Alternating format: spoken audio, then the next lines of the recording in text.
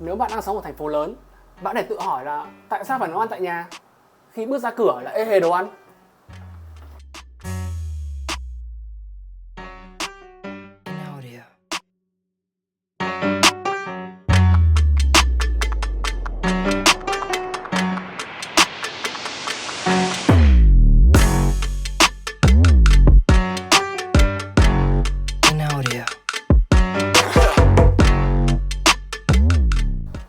Mỗi người sẽ có một lý do riêng, còn với mình đó là 3 chữ: ngon, bổ, rẻ. Mình sẽ không thể có được 3 chữ đấy được cùng lúc khi mình đi ăn tiệm. Thường sẽ chỉ có 2 chữ và không có chữ còn lại. Ví dụ như đồ ngon rẻ thì không có bổ, đồ ngon bổ thì không có rẻ, mà đồ bổ rẻ thì không có ngon. Nhưng nấu ăn tại nhà sẽ để cho mình được 3 chữ đấy cùng lúc. Nhưng nấu ăn tại nhà cũng có những cái khó. Đầu tiên là bạn phải biết nấu. Sau đó là bạn phải có cái không gian, rồi dụng cụ và nguyên liệu để nấu ăn. Và thứ ba là bạn phải có thời gian. Vấn đề thứ nhất và vấn đề thứ hai thì trong 4 năm qua mình đã giải quyết được rồi. Còn vấn đề thứ ba, thời gian ấy, thì mình hy vọng rằng là với việc thực hành meal prep, chuẩn bị đồ ăn trong một tuần, thì vấn đề này có thể được giải quyết. Để lên được kế hoạch, chúng ta cần trả lời câu hỏi lớn: trưa nay ăn gì? À không, câu hỏi còn lớn hơn cơ: tuần này ăn gì? Mấy YouTuber người Mỹ trả lời câu hỏi này đơn giản lắm. Họ chỉ cần trả lời câu hỏi trưa nay ăn gì rồi họ nhân con số đấy với 12. Nhưng mình thì không thích làm việc đấy, bởi vì ăn như thế chán lắm. Với cả mình cũng không có nhiều hộp và nhiều chỗ để hộp như người ta. Nhìn tủ lạnh mình như này, có một màu này thôi à. Làm sao mà chứa được nhiều hộp ăn trưa như thế. Mẹ mình thì trả lời câu hỏi này bằng cách là đi chợ và đi siêu thị, rồi dựa vào nguyên liệu mà mình thấy để xem là nấu món gì. Nhưng cách này đòi hỏi phải có một cái bề dày kinh nghiệm nấu ăn và có khả năng quán xuyến gian bếp. Còn cách của mình sẽ là bắt đầu vào một chủ đề trong một tuần. Các bữa ăn sẽ không giống nhau 100%, nhưng sẽ gần giống nhau để tận dụng một công làm. Và mình sẽ làm bán thành phẩm, chứ không phải làm sẵn nguyên món. Rồi sau đó từng bữa sẽ kết hợp chúng lại với nhau. Chủ đề của tuần này sẽ là cà ri. Đây là một chủ đề mà mình đã nấu thường xuyên trước khi mình làm video này vì các ưu điểm sau. Món này có thể nấu một lần mà ăn nhiều bữa. Trong một món thì vừa có đủ đạm và rau. Nấu trên một nồi, ăn trên một đĩa. Thế thì ít bát đĩa phải rửa. Và nó ngon nữa. Cả thế giới này đều thích cà ri mà. Nhưng nghe đến đây thì nhiều bạn nghĩ rằng là đây là một món phức tạp, cầu kỳ, nhiều kỹ thuật và nhiều gia vị. Nhưng tin mình đi, đây sẽ là cà ri tức thì. Và mình không chỉ làm một loại cà ri, mình làm 4 loại cà ri: Nhật, Ấn, Thái, Việt. Ok, có chủ đề rồi thì giờ mình sẽ chia bữa. Cà ri thì sẽ dành cho 2 bữa chính là bữa trưa và bữa tối. Còn 2 bữa phụ là bữa sáng và bữa xế thì mình sẽ linh hoạt hơn. Thường sẽ có trứng với cả yến mạch. Thực ra trong nhiều năm mình không ăn sáng, nhưng đợt này đang muốn tăng cân nhanh, thế nên mình sẽ thêm bữa sáng vào. Ok, có khung chủ đề rồi thì việc ghép vào thực đơn tuần sẽ rất là nhanh thôi. Và đây là kết quả. Mình sẽ lên kế hoạch cho 6 ngày tiếp theo. Còn chủ nhật sẽ để trống cho sự ngẫu hứng. Các bữa sáng và bữa xế thì đều để giống nhau, nhưng thực tế thì có thể linh hoạt bởi vì bữa này cũng nhanh thôi. Sáng thì có trứng, yến mạch, hạt dẻ cười. Đầu tuần thì mình còn có 3 loại xông khói còn dư nữa. Còn xế thì sẽ có yến mạch, sữa chua, chuối. Trưa và tối của mỗi ngày thì sẽ đều giống nhau. Thứ hai và thứ ba mình sẽ ăn cà ri Nhật. Thứ tư và thứ năm mình sẽ ăn cà ri Ấn. Cà ri Ấn có rất nhiều biến thể. Cụ thể món mình ăn sẽ là món mà bên Tây gọi đơn giản là butter chicken hay gà sốt bơ. Thứ sáu mình sẽ ăn cà ri Việt. Thứ bảy mình sẽ ăn cà ri Thái xanh. Sắp xếp như vậy vì mình có thể làm sẵn sốt cà ri Nhật và Ấn trong hôm nay rồi dùng dần cho 4 ngày tới. Còn cà ri Việt và cà ri Thái cần tới nước cốt dừa, mình sẽ mua nước cốt dừa tươi mua trong ngày. Đã biết mình cần nấu cái gì thì giờ mình sẽ xem là mình sẽ có sẵn nguyên liệu gì và cần mua nguyên liệu gì. Và đây là danh sách những gì mình cần mua. Và đây là kết quả sau khi mua sắm. Với bữa sáng và bữa xế thì tôi có trứng, 3 loại xông khói, sữa chua, hạt dẻ cười, yến mạch, chuối. Bữa trưa và bữa tối thì có 2 món chính là gạo Và gà thì có ức gà phi lê, đùi gà phi lê và xương gà để nấu nước dùng. Giờ đến nguyên liệu làm cà ri. Cà ri Thái xanh ấy, thì mình vẫn còn một cái hỗn hợp cà ri Thái xanh ở đây. Mình đã làm sẵn, từng này thì vẫn còn đủ đến 2 đến 3 bữa nữa. Nguyên liệu làm cà ri Thái xanh thì đều dễ kiếm và cái cách làm cũng rất là dễ. Mình thấy là tự làm nó còn ngon hơn và nó rẻ hơn rất nhiều so với việc mà mua cái hỗn hợp cà ri Thái xanh ở bên ngoài tiệm ấy. Cà ri Việt thì đơn giản, chỉ cần một cái gói bột cà ri mua sẵn ở ngoài tiệm như này là đủ dùng rồi.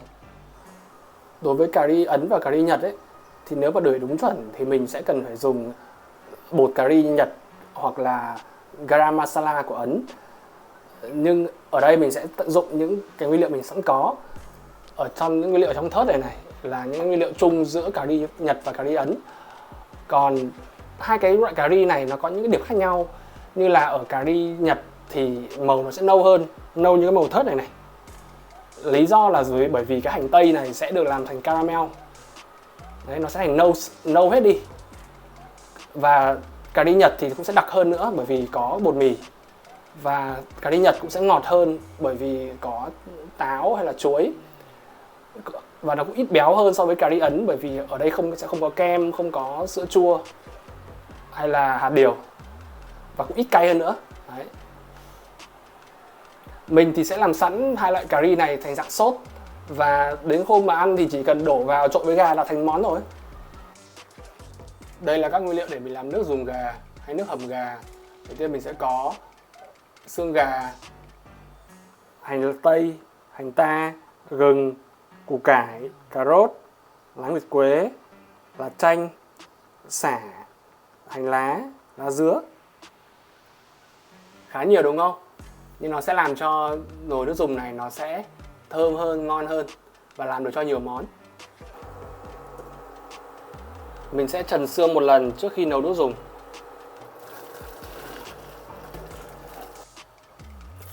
Nước dùng thì mình sẽ dùng nước lọc. Bây giờ mới là ninh nước dùng này. Trong lúc chờ nước sôi thì mình sẽ chuẩn bị rau củ.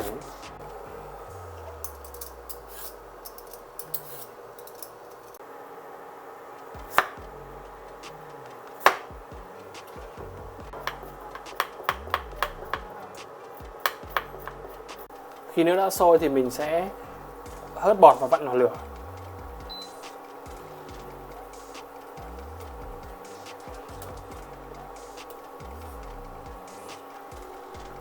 Sau khi đã chuẩn bị những nguyên liệu này xong thì mình sẽ cho nó vào trong nồi nước. Tất nhiên là không cho hết, cho một phần thôi. Đây bạn nhìn xem này, nồi nước dùng ngon không? Rất là thơm.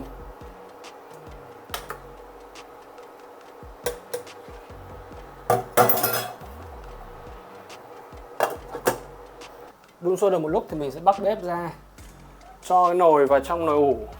Cái nồi ủ này nó giống như cái bình nước giữ nhiệt ấy, thì nó sẽ giúp giữ nhiệt và làm ấm cái nồi nước dùng này, thì nó sẽ tiết kiệm điện thay vì để trên bếp đun hàng nhiều tiếng đồng hồ. Có một việc mà bạn của tương lai sẽ cảm ơn bạn của bây giờ đấy. Đó là biến cái này thành cái này. Cà ri Nhật. Cái món này nó được du nhập vào nước Nhật từ cách đây hơn 100 năm và trở thành một quốc dân của Nhật. Kỳ lạ, món cà ri nó rất nhiều gia vị, nó cũng rất là khác với ẩm thực của Anh, ẩm thực của Nhật. Nhưng khi mà nó đã xuất hiện thì nó ảnh hưởng rất là sâu sắc tới hai đất nước này. Giờ mình sẽ làm caramel hành tây. Để làm caramelize hành tây phải cho muối vào.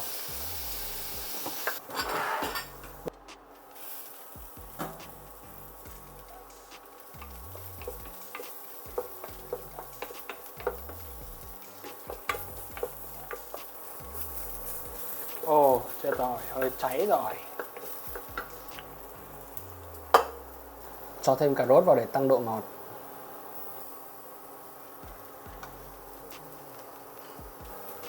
Còn đây là gừng và tỏi.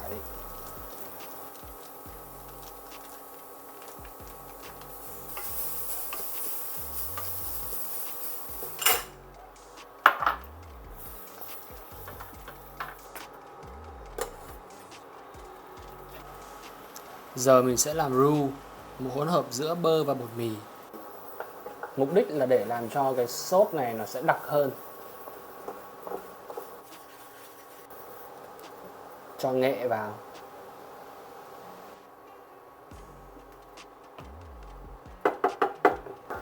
Còn đây là ngũ vị hương, nhưng thực tế nó có đến chục vị đấy, cũng không thua kém gì bột cà ri Nhật đâu. Cà chua để làm sốt thì mình đã luộc nó lên, lột vỏ và xay ra, đơn giản vậy thôi.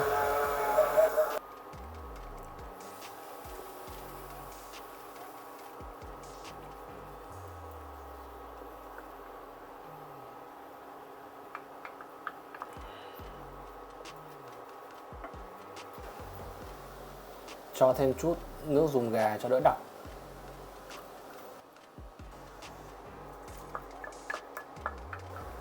Và đặc biệt thì cà ri Nhật sẽ lấy vị ngọt từ táo.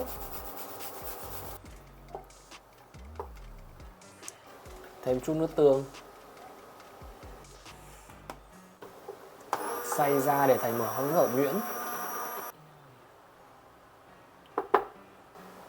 Khay silicone này rất là tiện, có thể cho vào ngăn đá rồi bẻ ra ăn từng bữa.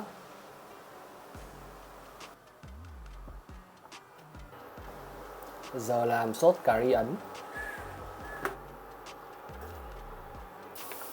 Hành tây ở đây thì không cần phải làm thành caramel như cà ri Nhật.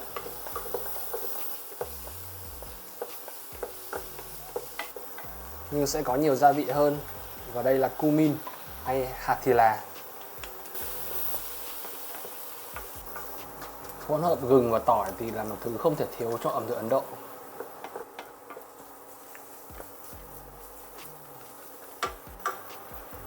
Bột ngũ vị hương thay cho garam masala.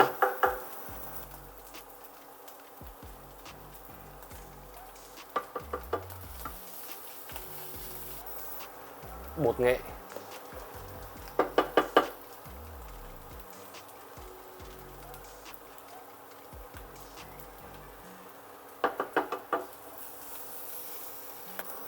Sốt cà chua.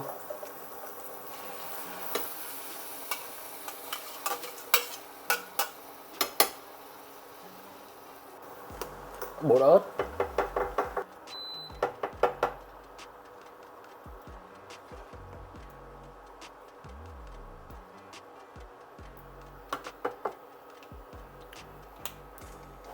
Lá cà ri.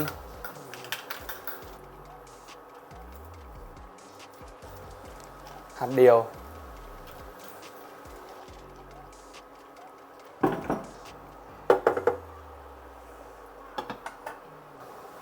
Cho bơ vào và tắt bếp. Cho thêm ít nước dùng gà để làm lỏng sốt hơn.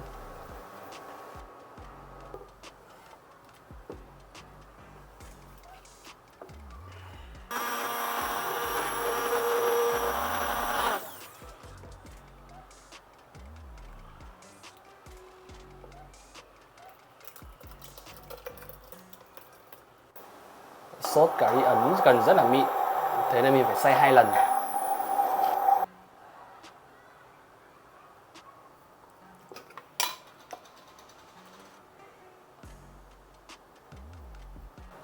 Và đây là thành quả cà ri Nhật và butter chicken hay gà sốt bơ phong cách cà ri Ấn. Có hai cái sốt này rồi thì việc nấu cà ri trong tuần của mình sẽ trở nên rất là dễ dàng. 2 ngày đầu tiên mình sẽ làm cà ri Nhật. Giờ đã có sốt làm sẵn rồi thì việc làm cà ri trong một ngày sẽ trở nên rất là nhanh gọn thôi. Để nấu cà ri Nhật thì đầu tiên mình sẽ xào sơ qua gà. Gà này có thể ướp hoặc không ướp.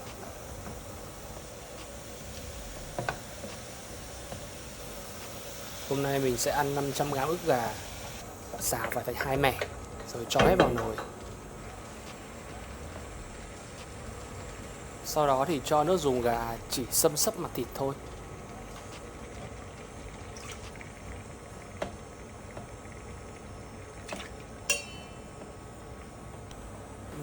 Rồi cho sốt cà ri. Bạn thấy cái khay silicone tiện không? Chỉ cần bẻ cái là nó ra.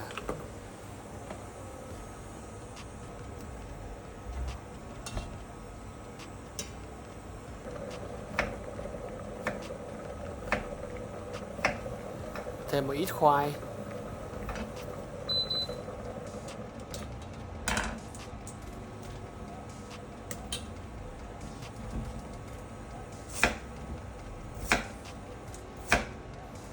Một ít cà rốt và một ít củ cải.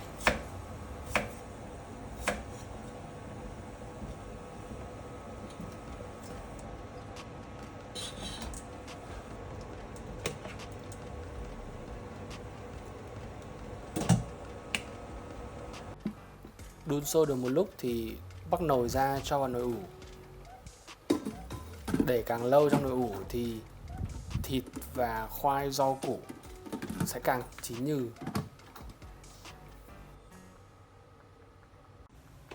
Khi nào ăn chỉ cần múc ra đĩa thôi. Cà ri vẫn luôn ấm nóng. Một cái nồi này mình nấu cho 2 bữa. Sau khi ăn hết cà ri Nhật, hôm nay và ngày mai mình sẽ ăn cà ri Ấn. Cà ri Ấn thì sẽ cần nhiều thời gian hơn bởi vì sẽ cần phải ướp. Để làm cà ri Ấn thì việc đầu tiên không phải là xào mà là ướp thịt. Nguyên liệu ướp gồm có muối, bột nghệ, bột ớt, bột ngũ vị hương thay cho garam masala, tỏi băm, gừng băm, dầu ăn và đặc biệt không thể thiếu đó là sữa chua. Rồi trộn đều lên và để trong nửa ngày.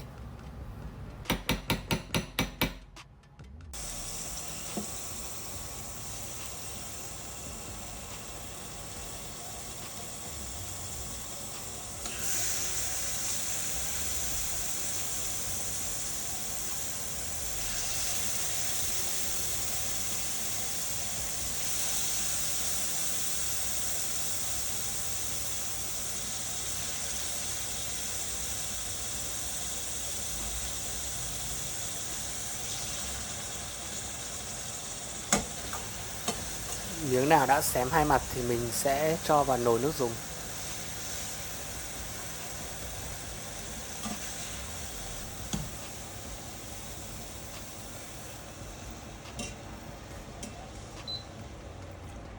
Tráng sạch sẽ chảo và khay ướp thịt rồi đổ vào nồi.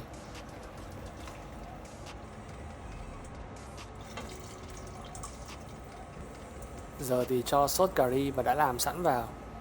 Với những cái sốt đặc như thế này thì cái lọ nó sẽ không tiện lợi bằng cái khay silicone kia.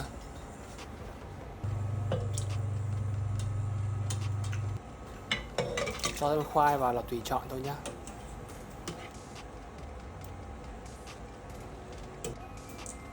Nhưng bơ thì là phải có. Kem cũng vậy.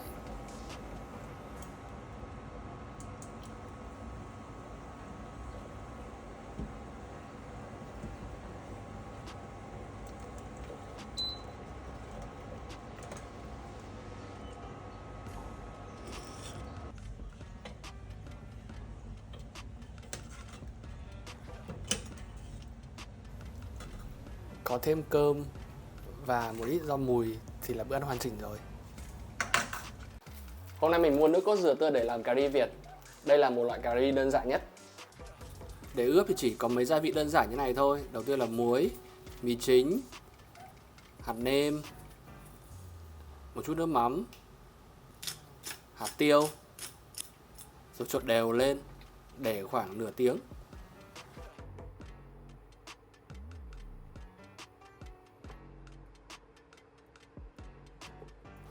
Mình sẽ phi thơm hành tỏi trước, sau đó thì sẽ cho gà vào.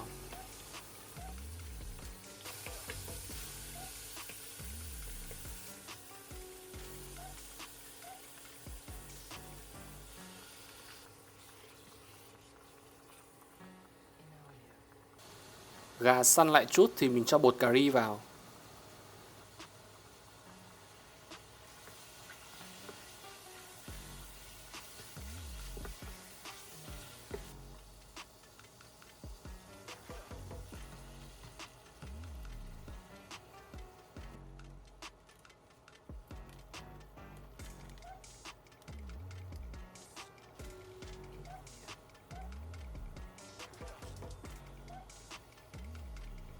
Sau khi gà đã săn lại thì mình sẽ trút hết gà vào nồi nước dùng. tráng qua cái chảo và mình sẽ nấu trên cái nồi này. Cho thêm cà rốt, củ cải, khoai giống như cà ri Nhật đấy. Nhưng khác biệt của cà ri Việt là mình dùng nước mắm thay vì dùng nước tương. Đun thêm một lúc để cho thịt và rau củ chín nhừ, nước cũng sẽ cạn bớt đi. Nồi cà ri đã cạn bớt nước và sánh lại. Cuối cùng mình sẽ thêm nước cốt dừa vào để tăng độ béo và ngọt cho nồi cà ri này.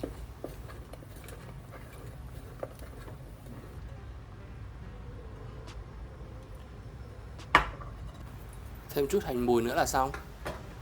Hôm nay mình làm cà ri thái xanh và nguyên liệu quan trọng nhất của cà ri thái xanh cũng là nước cốt dừa. Nếu bạn không có thể mua được nước cốt dừa tươi thì có thể mua nước cốt dừa đóng lon cũng được. Để làm cà ri thái xanh thì mình bắt đầu bằng một chút dầu, sau đó mình cho nước cốt dừa vào, đun một lúc, đợi đến khi mà lớp dầu dừa được tách ra thì cho hỗn hợp cà ri thái xanh vào, hòa lẫn với nước cốt dừa để nó thành một cái lớp màu xanh xanh trắng trắng. Sau đó thì mình sẽ cho gà vào xào.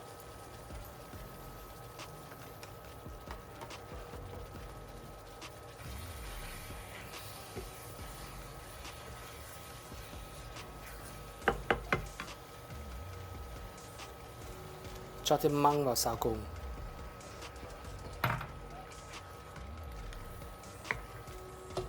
Sau khi mọi thứ đã chín sơ qua thì mình sẽ cho hết vào nồi. Cho nước dùng gà vào đến mức xâm xấp mặt. Cho thêm cà thái vào.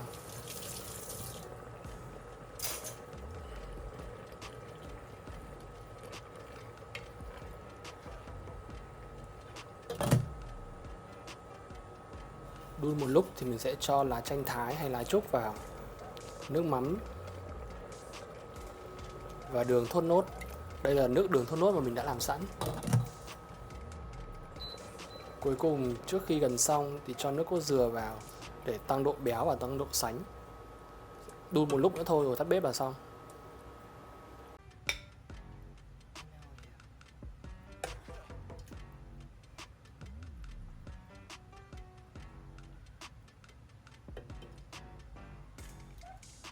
Thêm chút húng nữa là mình đã có một đĩa cà ri thái xanh hoàn chỉnh. Và đó là một tuần meal prep với chủ đề cà ri tức thì của mình. Giờ thì lại chuẩn bị cho meal prep tuần tiếp theo thôi. Hãy làm việc này và bạn của tương lai sẽ cảm ơn bạn đấy. Hẹn gặp lại bạn ở video tiếp theo.